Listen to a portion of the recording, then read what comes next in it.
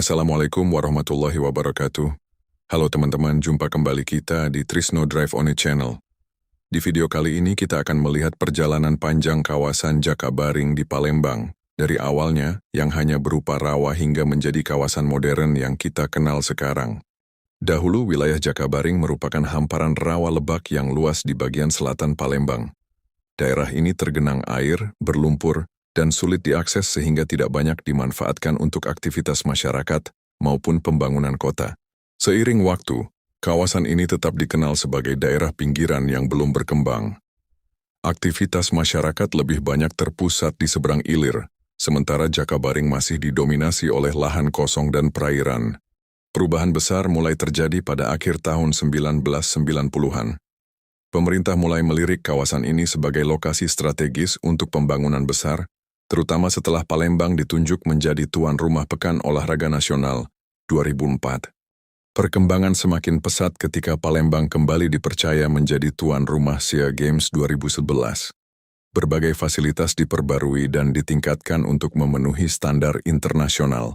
Proyek besar pun dimulai. Rawa-rawa dikeringkan, tanah ditimbun, dan infrastruktur mulai dibangun. Jalan-jalan baru dibuka untuk menghubungkan kawasan ini dengan pusat kota Palembang. Dari proyek inilah lahir kawasan Jakabaring Sport City. Sebuah kompleks olahraga terpadu yang dirancang untuk menjadi pusat kegiatan olahraga berskala nasional hingga internasional. Salah satu ikon utama yang dibangun adalah stadion utama yang megah. Selain itu, dibangun juga berbagai fasilitas olahraga lain seperti kolam renang internasional, lapangan atletik, dan danau untuk olahraga air.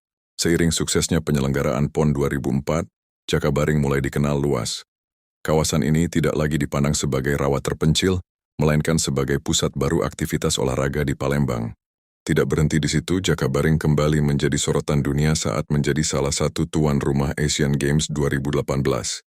Infrastruktur semakin modern, dan kawasan ini semakin lengkap. Selain fasilitas olahraga, dibangun juga Wisma Atlet, area terbuka hijau, serta sarana pendukung lainnya yang membuat kawasan ini semakin nyaman dan fungsional. Di pintu masuk kawasan, berdiri sebuah tugu yang menjadi landmark utama. Tugu ini dikenal sebagai Tugu Parameswara, yang melambangkan sejarah dan identitas budaya Melayu. Namun masyarakat lebih sering menyebutnya sebagai Tugu Songket, karena bentuknya yang menyerupai motif kain tradisional khas Palembang. Setelah berbagai event internasional, Jakabaring tidak lagi hanya menjadi kawasan olahraga. Kawasan ini mulai berkembang menjadi pusat hunian dan bisnis baru di Palembang. Muncul berbagai perumahan modern seperti kawasan OP dan Jakabaring Permai.